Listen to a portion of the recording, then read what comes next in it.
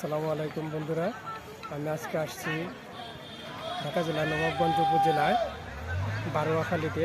আপনারা জানেন আগামী ৮ তারিখ রোজ শনিবার এই বারোয়াখালীতে এক বিশাল তাফসিরুল কোরআন মাহফিলের আয়োজন করা হয়েছে। উক্ত তাফসিরুল কোরআন মাহফিলে প্রধান বক্তা হিসাবে থাকবেন বর্তমান বাংলাদেশে সারা বিশ্বে আলোড়ন সৃষ্টিকারী বক্তা, আন্তর্জাতিক খ্যাতিসম্পন্ন মুফাসসিরে কোরআন ডক্টর মিজানুর রহমান আজহারী সাহেব এই মঞ্চে ওয়াজ করবেন আগামী শনিবার সকাল 10টায়।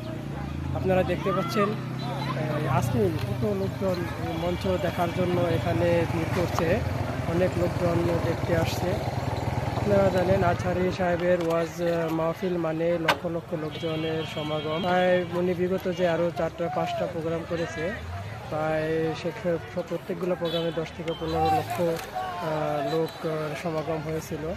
আমাদের এই ঢাকার পার্শ্ববর্তী নবাবগঞ্জ উপজেলায় বারোয়াখালীতে ডক্টর মিজানুর রহমান আজহারী সাহেবের যে মাহফিল, এই মাহফিলেও আমাদের ধারণা প্রায় 5 থেকে 7 লক্ষ লোকের সমাগম এখানে হবে।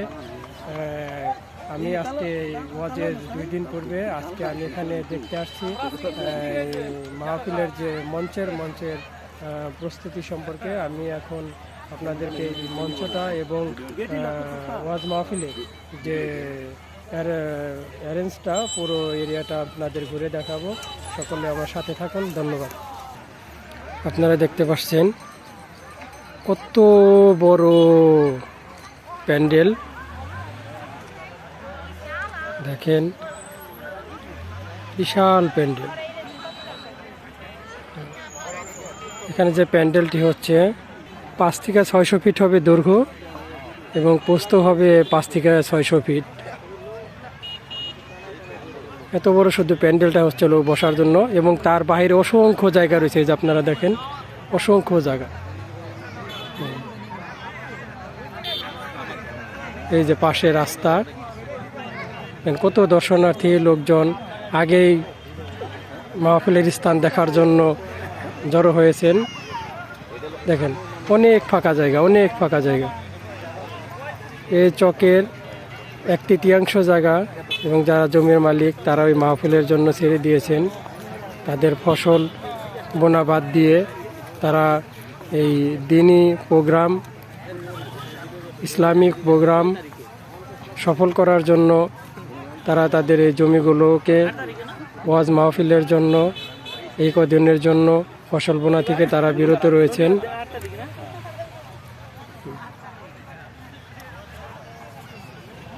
এখন আমরা ভিতরে যাব, সরাসরি মঞ্চটা দেখব।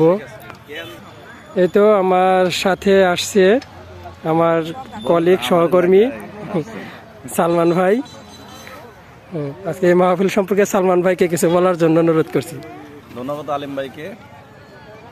আলিম ভাই আসছেন মানিকগঞ্জ থেকে। আগামী শনিবার 8 তারিখ 2024 বাংলাদেশের খ্যাতিমান বক্তা ডক্টর মিজানুর রহমান আজহারী এখানে আসবেন। তো আপনারা যারা এই ভিডিও দেখছেন তারা প্রত্যেকেই এই মাহফিলকে সাফল্যমণ্ডিত করবেন। আমরা এখন সামনের দিকে যাচ্ছি, এখানে ডক্টর মিজানুর রহমান আজহারী হুজুর হেলিকপ্টার নিয়ে এসে নামবেন। হেলিকপ্টার দিয়ে ওই সামনে, ওখানে নেমে এই রাস্তা দিয়েই তিনি মঞ্চে আসবেন। মঞ্চের দুপাশ বাঁশ দিয়ে ভালো করে আটকে দেওয়া হয়েছে যাতে কোনো দর্শক লোকজন ভিতরে ঢুকতে না পারে। দেখেন ডাবল করে বাঁশ দিয়ে আটকে দেওয়া হয়েছে নিরাপত্তার জন্য।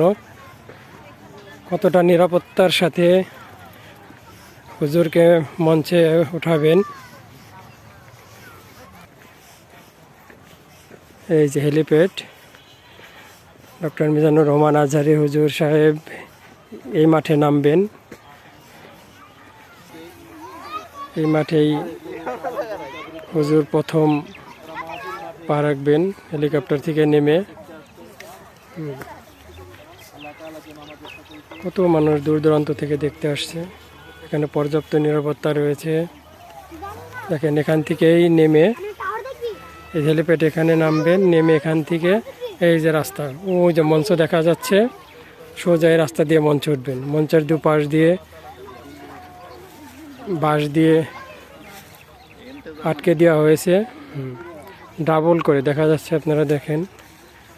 এই যে একটা সারি, এই যে একটা সারি, ডাবল সারি দিছে যাতে কেউ ভিতরে ঢুকতে না পারে। ওই যে মঞ্চ, এই মাহফিলে যত লোকজন আসবে তাদের ওযু করার জন্য ব্যবস্থা। দেখেন ওই যে একটা ভিটা দেখা যাচ্ছে, কাঠবাগান, কাঠবাগানের ওখান থেকে ওযু করার ব্যবস্থা শুরু। ওখান থেকে দেখেন একসাথে প্রায় কয়েক হাজার মানুষ ওযু করতে পারবে।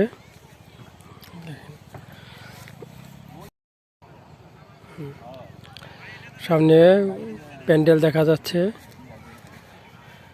এখান থেকে ওযু করে মানুষ যখন সবাই প্যান্ডেলে বসবে।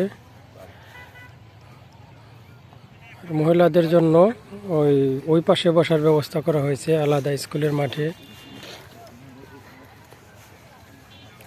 আমাদের ধারণা প্যান্ডেলের ভিতরেই প্রায় 2-2.5 লক্ষ লোক বসতে পারবে। আর তার পাশে তো অসংখ্য ফাঁকা জায়গা রয়ে গেছে, দেখেন বিশাল।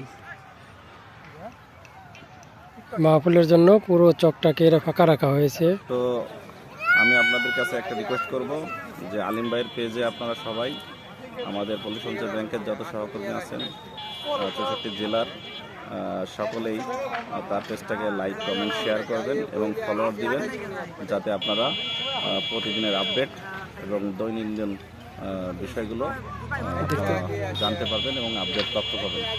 ধন্যবাদ সকলকে, সবাই ভালো থাকবেন। আর মাহফিলে আসার জন্য সকলের দাওয়াত রইল। ধন্যবাদ সালমান ভাইকে।